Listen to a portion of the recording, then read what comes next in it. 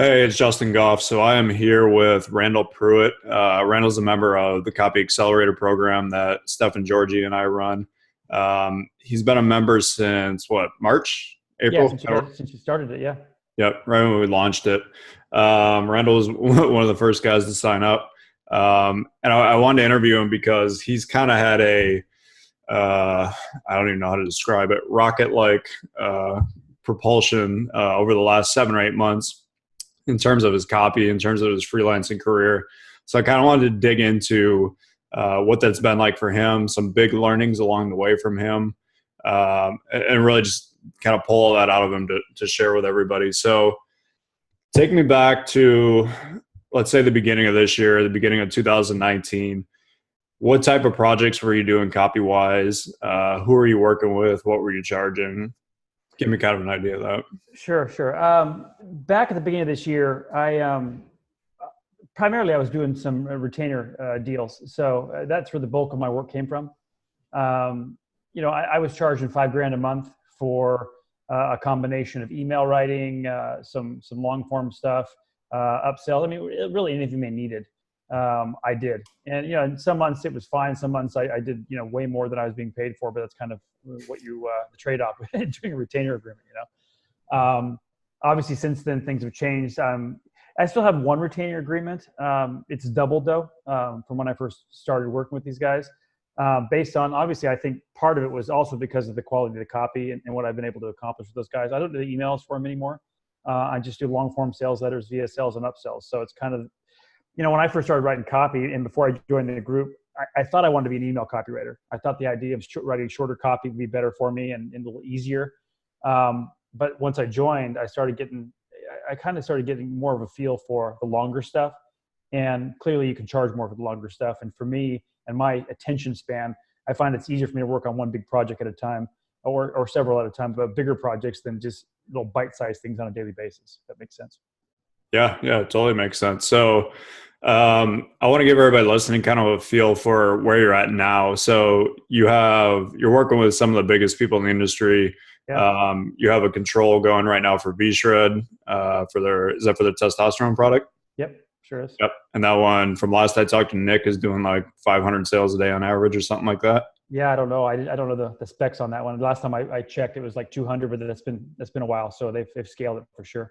Yeah. So, give me kind of a feel of some of the other clients and type of stuff you're doing now.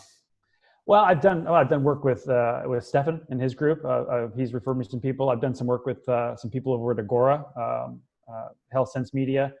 I've done some stuff. I work with Dr. Sears, do stuff for him and his group. I'm trying to think. Recently, I'm just in the negotiation process of signing with a big medical doctor who's got a supplement line on. I don't know if they want me to divulge your name, but I'm in the contract negotiation part. But we've agreed on a fee now, and I told him I couldn't start for a couple of weeks. I've been too busy. But I'm working actually with Alternative Daily with Jake and those guys over there. So a lot of the big ones, and V-Shred, of course, is one of my bigger clients, as well as Vitality Now, which is a brain health offer. And now that we're moving away from that, we're doing some stuff with stem cell and greens and CBD and all kinds of stuff. So it's been good. Awesome, man. Yeah. So, just a quick comparison. If you want to talk about kind of what you were charging before and what you're charging now, or kind of what you were pulling in per month back then versus now, I think I would love to know it too. Yeah. I mean, basically for me, I was lucky when I first started my copy career, which is probably 7 years ago, maybe 7 years ago. I was already friends with some guys in the industry. Ed O'Keefe got me started, really. He introduced me to a lot of people that I got to know. And at the time, I'll be honest, my copy sucked. I mean, I wasn't that good. I'd already been in direct response. I had my own businesses and different things and I was a big Dan Kennedy guy for a long time in direct response, but I was never the guy writing copy. I was mostly the strategist, But 7, 8 years ago, had some things change in my business and got to a point where I really had to make a decision because things weren't working well. And I was trying to decide what to do next, whether it was moving into my own, supplement company, which is why I was talking to Ed mostly, or becoming a copywriter. And talked to Ed, and actually Ed's the one that originally told me to become a copywriter.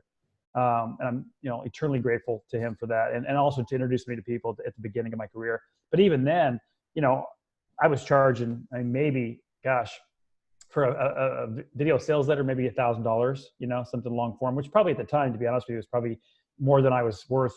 So, but I would take pretty much any project I could. I've taken, I've done like upsells, say for $500 or, advertorials for a couple $100 or whatever. And early on, I was lucky enough to work with some people who gave me a shot, even though I think people that do work with me always realize that if I don't get it right, I'm willing to keep redoing it until it works. And that's kind of one thing that I will do for my clients.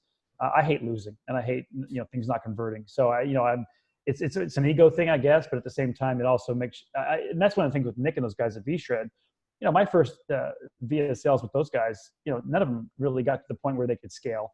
Thank God that Nick stuck with me, and Nick's a hard guy to work with if you don't like criticism. And he knows that. But God, he's like one of those. He's like freaking Newt Rockme or something. He'll kick your ass, until you're better. If he sees something in you, which I appreciate.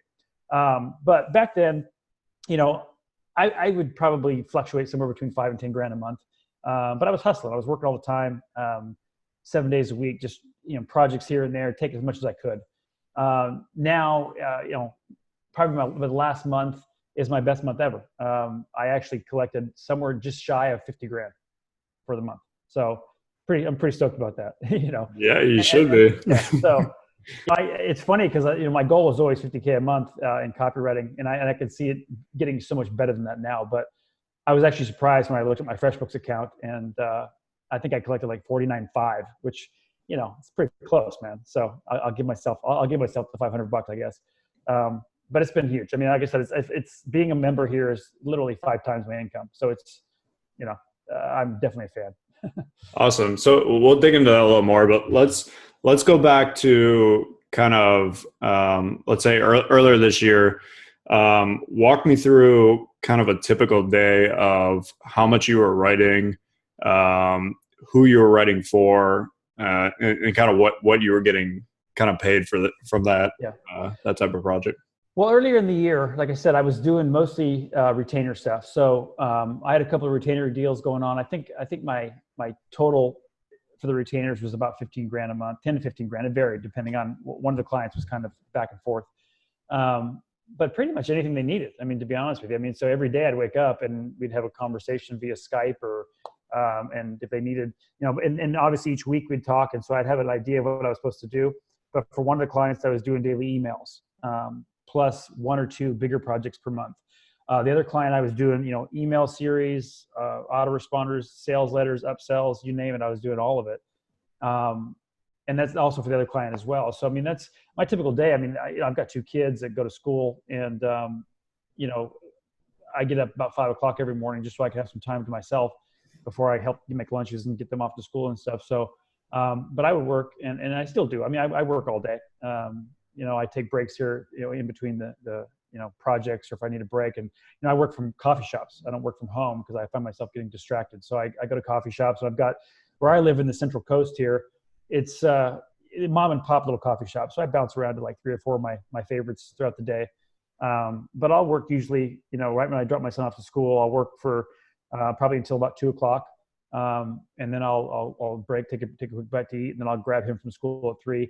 And then usually I'll take a break at that time until I work. Then I'll work probably another 3 or 4 hours in the evening, just wrapping stuff up. So, but I work a lot, and I still work weekends because I'm still in that growth phase, And to be honest, you probably know better than anybody. When you're a copywriter, you always second guess yourself. So I still don't think that I deserve the fees that I charge nowadays, but I obviously I do because I get them. But I'm always in that mode of trying to get better too. So I'll spend time too reviewing.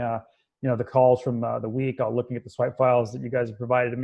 Always things that I can do to get better. So one thing that always interests me, and Steph and I were talking about this.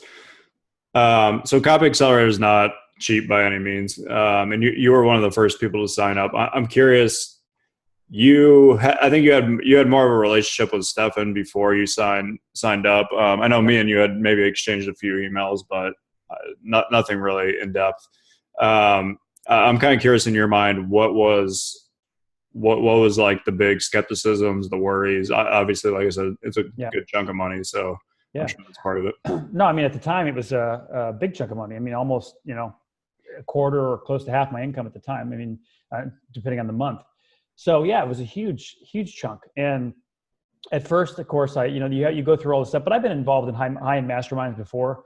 And I've always seen the value. I've known Joe Polish for, 15 years probably. And he, he first had his 25,000K, mastermind. And I think I was part of that originally, but I was also one of Dan Kennedy's mastermind groups, and I've always gotten value. So I knew that there was value in being around like-minded people. But I also knew that if I didn't apply what we were doing, then I wouldn't be able to sustain it. And to be honest, the first couple of months, I mean, every month, when that bill came due, I'd have to okay, where am I going to pull this from so I can make it happen? I don't have to do that anymore, obviously, which is nice. But, I think anybody that I've talked to who has the initial price shock when it comes to the mastermind, I think what I would tell them is that if you do a mastermind right and you join the right mastermind, that it's a good fit for what you're trying to accomplish, it will pay for itself in spades. I mean, I've worked with, even Stefan has hired me for a couple of different jobs, for his group and some of the clients that he works with. And just the job board that you guys did. I mean, I've probably gotten 3 or 4 jobs off of there that have easily paid for my entire membership, if not twice as much, to me, the price isn't an issue because you'll make a lot more than that, especially as your skill set improves. So cool. It's been a 10x for me. Awesome. Love to hear that. So let's jump into kind of copy specifically. So we've covered a lot of stuff in terms of long form copy, upsells. I've noticed personally, just watching your copy since April, it's grown by leaps and bounds. It's very obvious to me now. And I know, like you mentioned, a couple of clients you started working with, you struggled on some of your first attempts with them. Now I look at your stuff and I see someone who made a huge leap. I'm curious, like, what do you see kind of in your own writing and how it's different? Well, I think my writing, for the most part, I mean, just the obvious differences is that there's actual flow through it. I mean, you know what I mean? I think for me, I've gotten much better at sticking with one big idea and trying to reinforce that big idea throughout the copy. My past copy, a lot of times I would get lost in the mechanisms and I would try to introduce 2 or 3 different ideas at the same time. Because I thought that's what needed to happen with the science. I just had a hard time, focusing on one thing. I think if anything, it's been that now when I write copy, the big idea, obviously I spend the most of my time coming up with the big idea, coming up with a mechanism that I can focus on. And then the goal now for me is just to try to reinforce that mechanism throughout the entire, all the copy. And I've written, it used to take me, sometimes I would stumble through, a month or 2 of trying to write a long form VSL. And a couple of times I've done it in literally 2 days. So, when you focus, you can do it. When you have a structure to follow, you can do it. The biggest thing for me is that I don't get lost anymore in the weeds of trying to do a sales letter. I actually have a structure that I can follow and I feel very confident, in writing now. So that when I reread through things, I can now catch things that I probably couldn't catch before. I've just read so much copy, read so many controls, and I just do it all the time that now I start to see a lot better structure, and I can identify the components of the sales that are a lot more definitively than I used to be able to. If that makes sense. Yeah, makes total sense. So I'm curious. So you mentioned the big idea. You mentioned kind of the mechanisms. You touched on research and kind of just quickness of writing. Mm-hmm. Where are you kind of at before, and where are you at now in terms of that type of stuff? Gosh, before I would stumble. I really would. I would stumble along. It would easily take me 4 to 6 weeks to accomplish and create a sales letter. And even at that, it would still be multiple iterations after the fact. That would just be my initial draft to deliver. Now, if I stick with the process that Stefan has basically created and outlined, and you guys have been teaching, I can go through each of those steps systematically, and I can, from a comfortable pace, I could easily knock out a full promotion probably once a week. I still don't tell my clients that because, of course, you got more than one project going on at a time, so you don't want to it's difficult to juggle sometimes. So I still give myself 4 weeks or so. But I can knock one out in about a week if I just focus on that. I mean, it's not even an issue. So, and with a life and with kids and everything else. Right. I think a lot of people that's very eye opening too. Like even at the Copy Accelerator event, someone as good as like Paris was shocked by how fast like Stefan writes. Yeah. Stefan can knock out a sales letter start to finish in 14, 15 hours. And that's including research and everything. It's one of the things I've seen in the group. And it's actually been very eye opening to me because I'm kind of similar to you where I was on the 6 to 8 week spectrum to kind of do something. Mm-hmm. And it's almost like seeing the 4-minute mile being broken. And you're like, oh, it doesn't have to take that long. And seeing guys like you and I know Jeremy Reeves has gotten a lot quicker. I know a couple other guys in the group are just knocking out stuff way, way quicker than they used to. And yeah, I mean, a lot of it comes down to what you said, the process. I tend to be more of a naturally intuitive writer. I never had a system for writing like Stefan does. But now that I've helped teach the system and help kind of coach you guys on the system that Stefan created, I 100% see the value in having a system when it comes to writing long form copy. Yeah, I mean, for me, I don't think that. I mean, a lot of writers do write intuitively, and like for me, like one of the early things I did was handwrite sales letters. I did the copy hour thing and all that stuff, and that helped a lot. And it's I still like to handwrite things sometimes when I'm trying to come up with a big idea or I see a control that I like that I want to emulate. I still think there's value in that. And I think that as you do things like that and you read copy and you understand copy, I think maybe sometimes it subconsciously comes through on the keyboard. But I think for me, a system allows me to stay focused because I do have a tendency, my mind wanders and I start to think of other things, And so having a system keeps me on track. And, like I said, back in the day, I went through the AWAI course and I've been through a lot of different programs. So I've had, bits and pieces of copy, and formulation and different things, in my background. But what I like about, the Copy Accelerator the program is because it reinforces all those things, but then it brings everything together into a system, that you can replicate. That's what I love about it. But also that you've got people that have written multi-million-dollar packages that can actually read your stuff and give you feedback. I think for me, that's probably the biggest benefit that I would probably hang my hat on when it comes to this group is that I've got such high-level copywriters reviewing my stuff.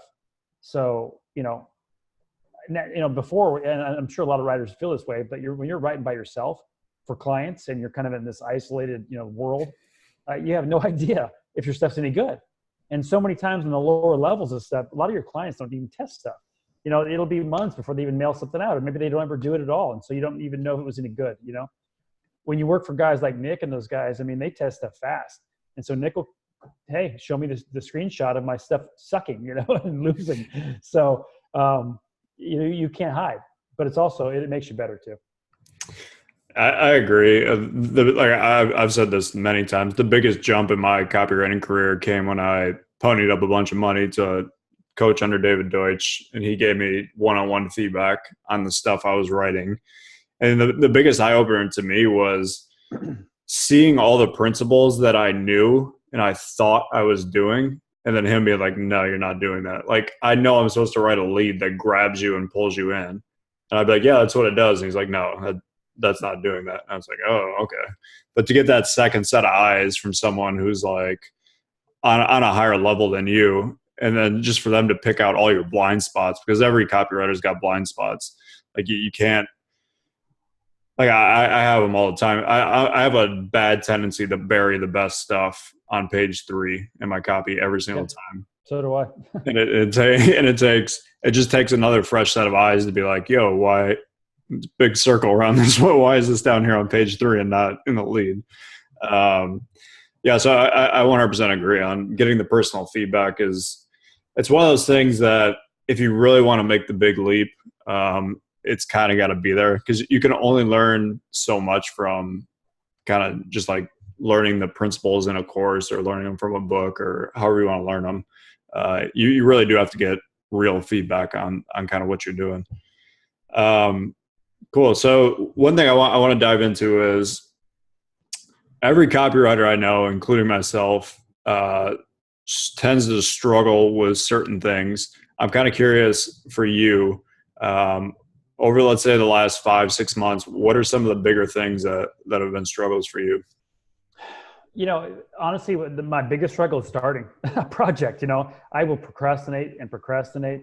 And, I finally have a deadline looming. Then I jump into it and start actually doing it. I'm trying to get better at actually every project I take on, starting, from the first couple of days of just starting to do research. I'll open a Word doc and I'll start, throwing stuff in there. I'll do some Google searches. I'll look at the ingredients of a product, or I'll do Amazon reviews, or I'll go to forums. And I'll just start compiling stuff. For me, at least, that kind of gets my brain moving. And so that's the biggest thing, I think, for the most part. Another thing that I've always struggled with too is just, I think the finesse of my writing. When I first started writing, and a lot of guys probably do this, you write to the point where you're very, it's very, just very stiff and dry. You know what I mean? There's no emotion to it. There's no punch to it. There's nothing to make. And then you read sometimes you'll read copy that seems so basic, but as you read it, you realize that it just sounds so good. It just sounds so good. It draws you in. It just sounds so like somebody literally sitting at the bar talking to you. And that's even with like Nick, and early on when I was working with those guys, he goes, listen, you got to act like Vince is on the chair next to you. And he's trying to tell his buddy why he needs to take testosterone, what's going on with what it's going to change for him, what it's going to do for him, and sound like a real guy. And I think that's what I've always struggled with, is because I have a bit of a science background and nutrition background. I went to college for all that stuff. And so I have a tendency to try to make things a bit more, wordy and difficult to understand. And so I think that's one thing I've struggled with too, is bringing everything down to a very basic level, keeping it conversational, and making sure that I use stories and metaphors and things to help bring the point across. And that's probably one of the biggest things that has changed for me now. Because like I said, when I submit copy, if you guys review, you guys go through it and just hack it up, and a lot of times, like, talking about bearing the lead to the page 3, you do that to myself all the time. You're like, yeah, this is okay, but what about if you started down here, like 3 pages down? Well, how about this as a lead, maybe, because I try to do all this interesting stuff at the beginning, but where the real stuff starts on page 3, like you said. So. Yep. I remember, I think on your testosterone one, that wound up being the winner, wasn't it? Yeah. Yeah. You wrote a bunch of different leads for it, and I was like, actually, where you should start is after the lead, where you're talking about all these foods. I was like, that's the most interesting part. No, again, the thing is that, you're never going to hit a home run, 100% of the time. And I think one of the things too that I'm blessed to be part of this group for is because you're getting introduced to people that normally probably wouldn't have given you a chance. Like the event that we just went to, I met people that I don't know how many copywriters are probably on other people's lists. You say get on everybody's health list. Well, everybody's health list that I'm on was at that event. So I got to meet them, so you start meeting them, they see you're a real person. Relationships begin to form. And so now I'm writing for people like the guys at Alternative, Daily, Health Daily, and those guys, to me, that's a big client, and, they're great to work with. They've been a lot of fun. And I just finished, that was the one that I just submitted to you guys for the Sherpa, the Sherpa. Oh, yeah. Yeah. So, I'm finishing that up for them right now. But again, being able to converse and interact with people like that, like Danette and Craig, I just did an upsell for them. Again, it just introduced you to a whole new world, That's what that's what I think is one of the biggest takeaways from this whole thing. Awesome. So let's dig into charging more for what you're selling. So I know I personally struggled with it. I don't know any copywriters who don't struggle with it, where it's like, I know I should be charging more. How do I charge more? And then from the outside, it's so simple. It's like, well, just raise your rates. Yeah. I'm curious, kind of emotionally and logically, what you've kind of gone through in terms of raising your rates.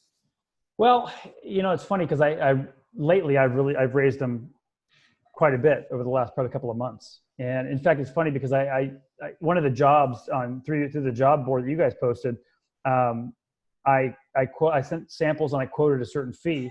And now I obviously charge more than that. So they didn't hire me right away, but then something happened with the copywriter they hired. So they came back to me again. And I had a phone call like this with, it's this doctor I was telling you about. And I talked to her staff people, and we hit it off. We had a good conversation, and I explained to them my process, and they liked it a lot. But then when I re-quoted the fee, I was charging, $5,000 more plus a royalty, and they didn't like that idea, obviously, because I had quoted them less beforehand. So, just in the last 2 months, I've raised my rate. So we negotiated through that and, kind of met in the middle. But for me, what it comes down to is that if I charge less, what I find is that I'm busier more, and I'm doing more work, more projects, and I have time for nothing else. The kind of lifestyle that I want to create is one where I can work on a couple of big projects each month and make a ton of money in doing it, but also have some free time to think and to be, creative and surf with my kids and hang out with my wife and, once in a while. So, for me, I have to raise my fees. I had to, and I want to raise them again, obviously, because ultimately I want to get to a point where I can spend more time on a project, which I think I can also give a lot more, as far as benefit to the client for. So I don't know. For me, I came from a world too where, back in the day I was doing diabetic seminars and stuff where I was traveling and doing lectures and stuff. And I was charging $6,000 for a program then. So I'm used to face-to-face selling and high-end stuff. But with my copywriting at the beginning, I was charging small amounts, I would charge $50 for an email or, $250 for an upsell or whatever. But, now I won't do it anymore because I find that I get bogged down with these smaller jobs. And even though sometimes I don't feel like I'm worth what I'm charging, at least I know that I've got the weight of you guys behind me. So I know my copy is going to be vetted, before it ever gets out there. So it's going to have the best chance of being, a winner without at least going through your eyes first, Yep. That's awesome. Yeah.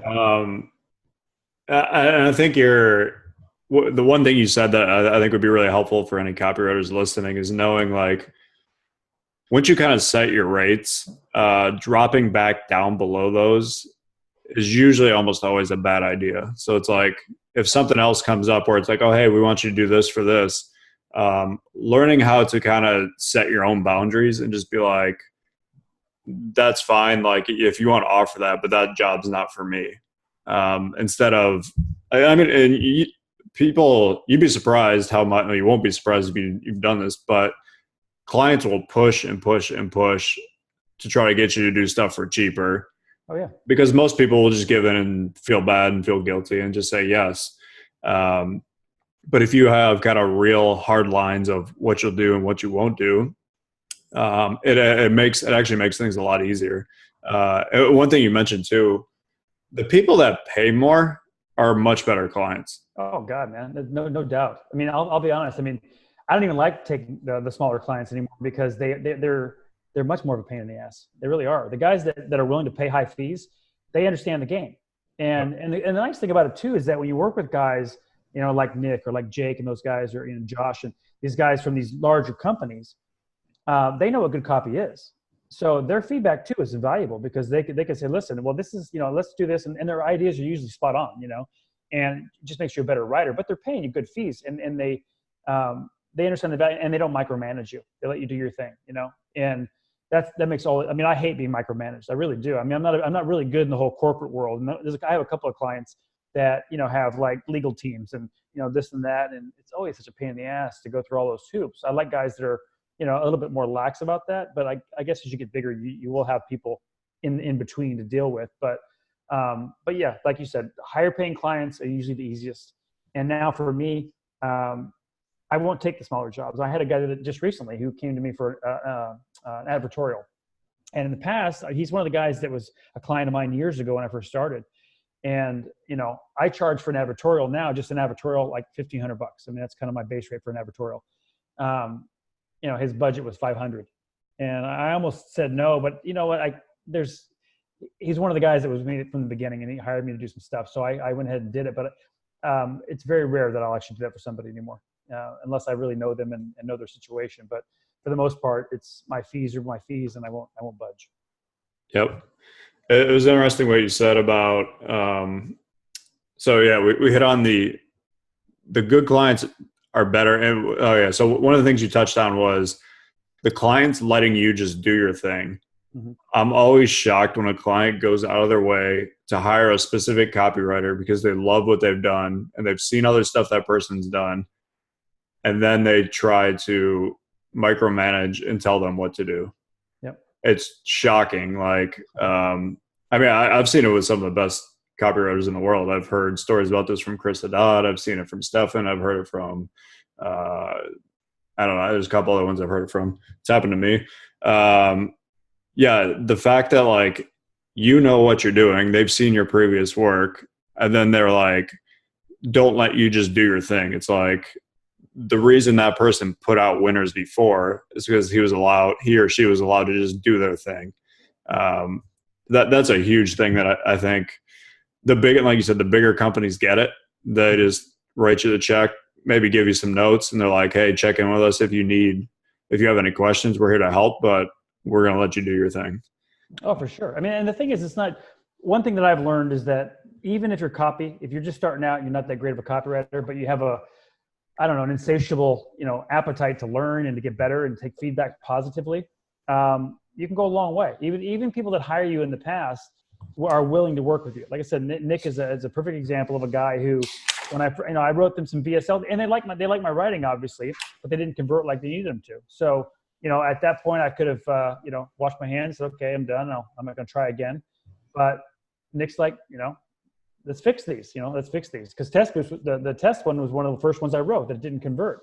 And so I rewrote it, and we just went back and forth, and he hammered it. I mean, Nick's a damn good editor. He can edit the shit out of anything and make it work, So we went back and forth, and that's why the thing's a winner now. I mean, I'm so grateful. But again, if you show commitment and a willingness to take criticism and get better, the clients will stick with you, even if you suck originally, as long as you're willing to make it right. I mean, sure, there's some that like, I'll be honest. I mean, I don't write winners all the time. And I tried to, health is my specialty. It's what I focus on. I got a referral. I tried to do some stuff in the biz op, and, I wrote the lead and the guy loved it. But then when I wrote the package and sent it to him, he hated it. I mean, he just didn't even want to test it. And so he just cut ties, and that was it. I mean, didn't give me a chance to fix it, which I hate. And I still bug him now to see if I can rewrite it, because I hate losing. It's like, okay, I suck at biz op, but I'm willing to get better. I want to get better. So let me just do it for you and see if I can win. But I mean, that's a huge takeaway to any writer who's getting started, is that, what, you're going to get your ass kicked by people, left and right. Your stuff is going to suck and it's going to be ripped up. And so what, That's why, like I said, this group is nice, because I know that there's feedback that's going to take me to the next level. And I've made a lot of progress, you're right, in the last 6 months, 7 months, however long this has been going on.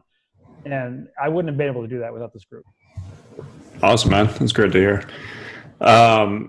So in terms of kind of some of your biggest wins, so we mentioned some of the ones for VShred. Give me a little rundown of some other kind of big wins you've had in the last, 5 or 6 months.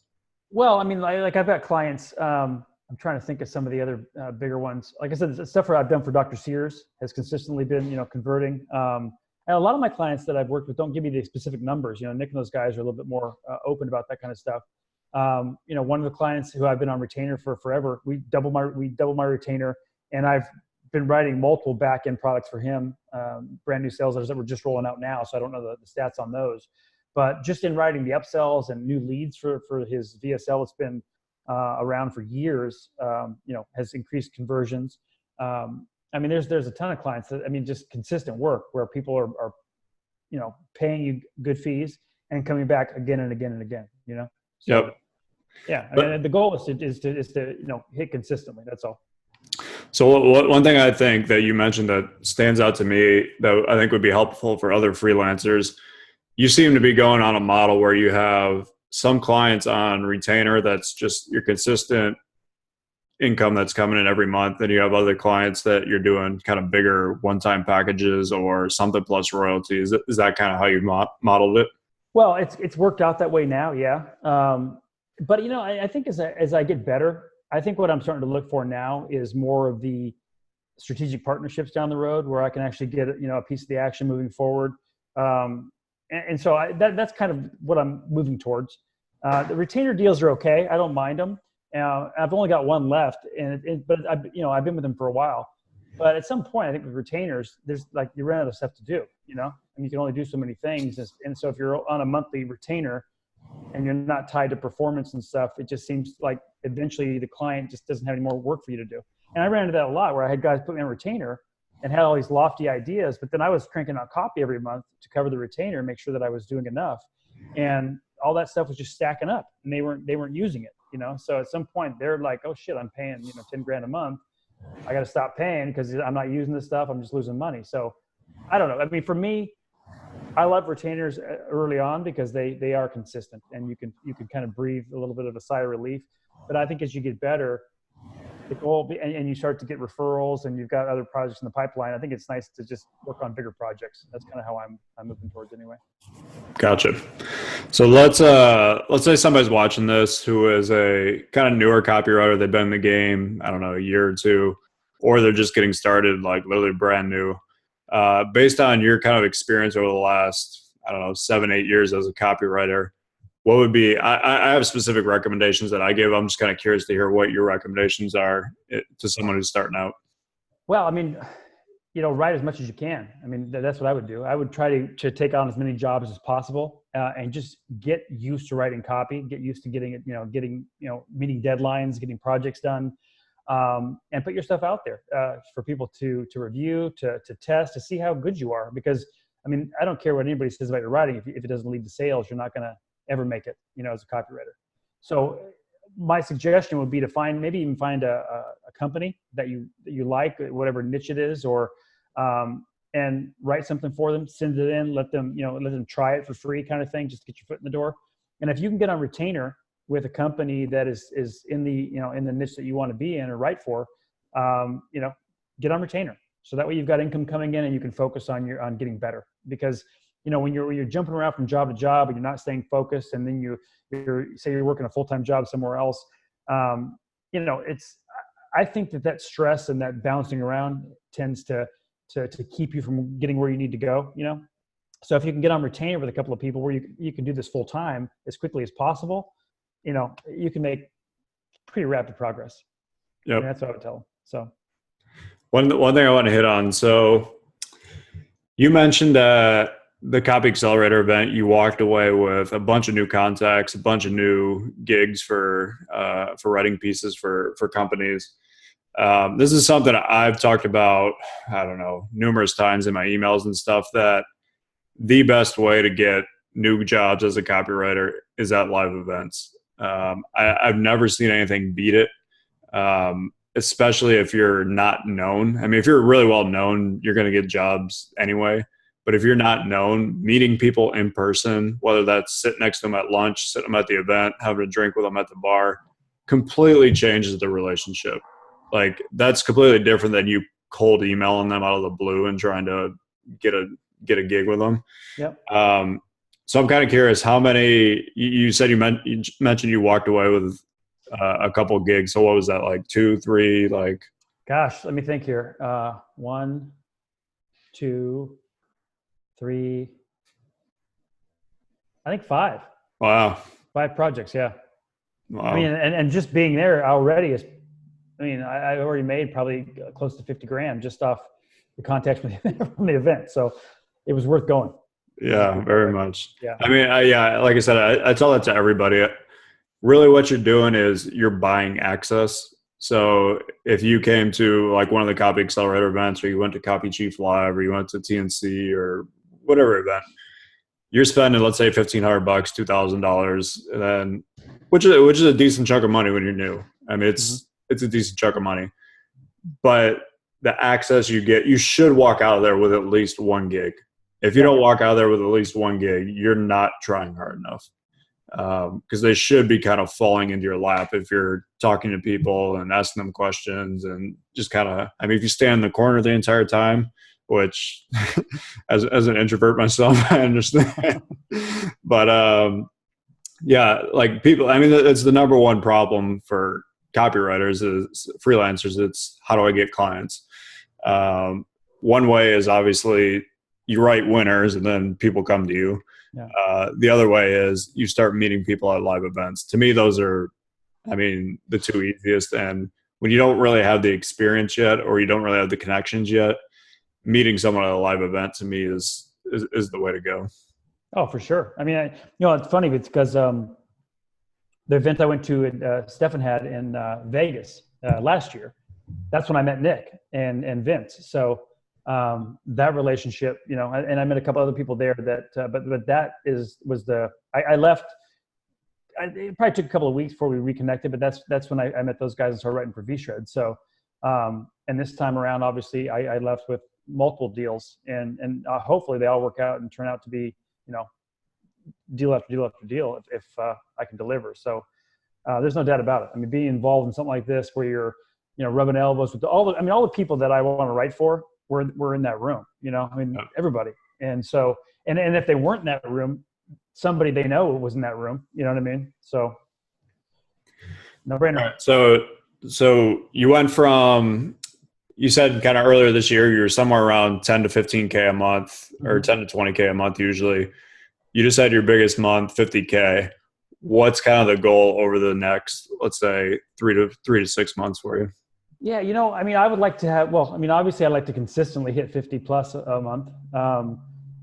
What my goal, like I said, is to start working towards also some royalty and back end deals where I'm getting bonuses and stuff on production. I actually just talked to somebody last night with a deal where just a smaller up front, but then there's like a $50,000 potential in the back end, depending on how it does. So, those are the kind of deals that I want to move towards. I'm also, there's a medical clinic that I'm going to be doing some stuff with, who has a surgery center in Arizona, and they do, knee injections and all kinds of stuff. So I'm in the process of working out a partnership with them where, I build a sales funnel to bring in patients and I get a piece of the action there as well. So, just trying to get these different opportunities going where my expertise and my copy can drive customers and sales. I'd like to potentially do 100K a month as a copywriter.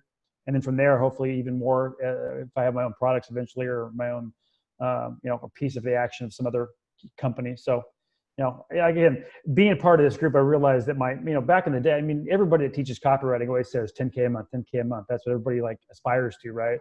Once you hit that, though, you realize it's not really as much as you think it is, especially if you're married, you got kids and everything else. So it gets sucked away real fast.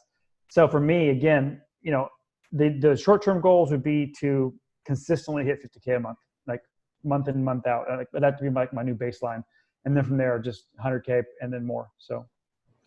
So one thing you brought up is your family. I'm curious, has the boost in income over this year, how has that affected you personally? Has that affected the family? Have you bought, splurged on anything for yourself, splurged on stuff for the family?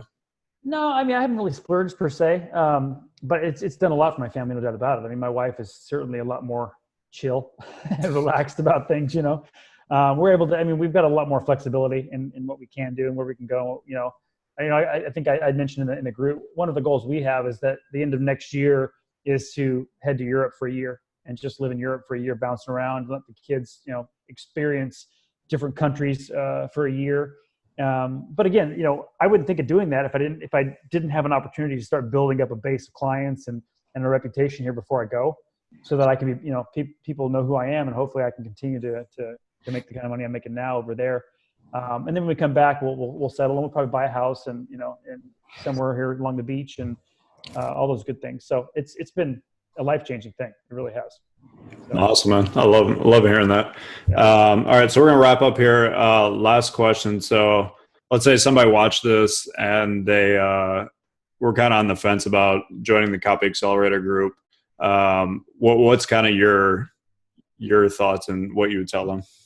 I think that if your goal is to become a top-notch copywriter, I really think that this is the one investment that you should make in yourself. There's really nothing that this group lacks.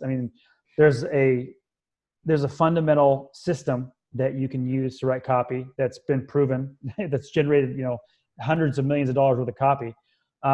You've got interaction, you've got peers. I think a lot of copywriters in general tend to feel isolated, and like my wife, she's always wondering why, I don't hang out. I don't have a lot of friends here where we live because I don't have time. I'm always working.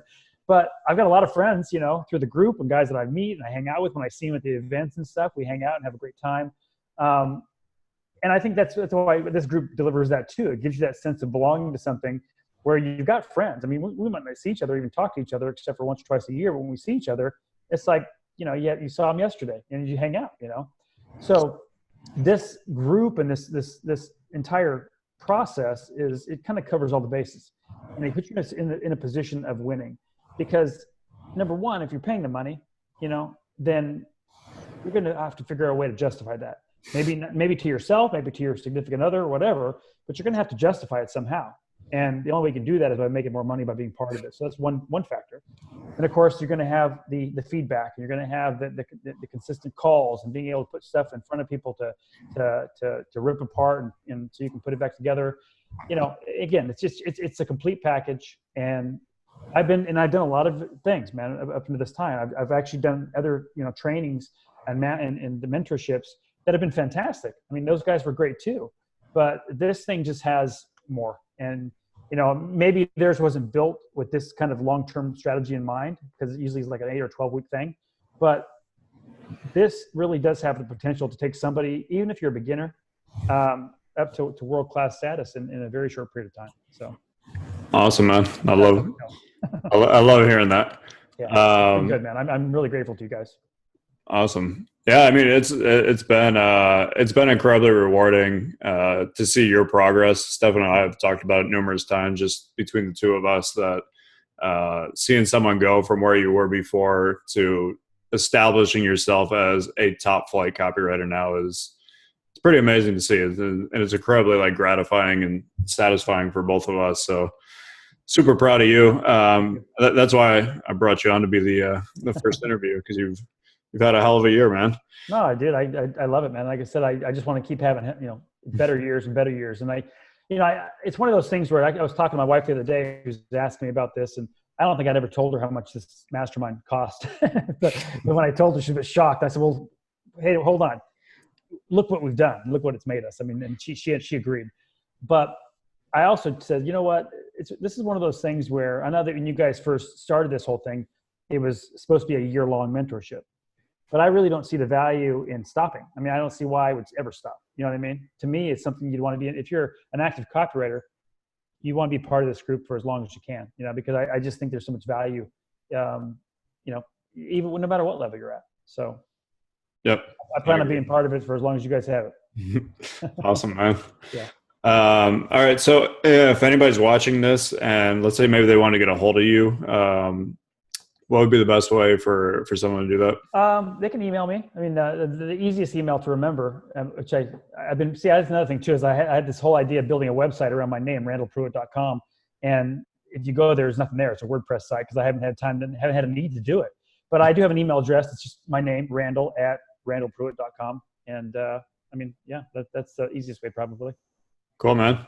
Yeah. All right. Well, appreciate you coming on. Again, super congrats on the success this year. I'm looking forward to what the next 6 to 12 months have in store for you, because I see the rocket ship keep going up. So awesome. Thanks, man. I'm excited for you, man. Thanks, buddy. I appreciate it. All right.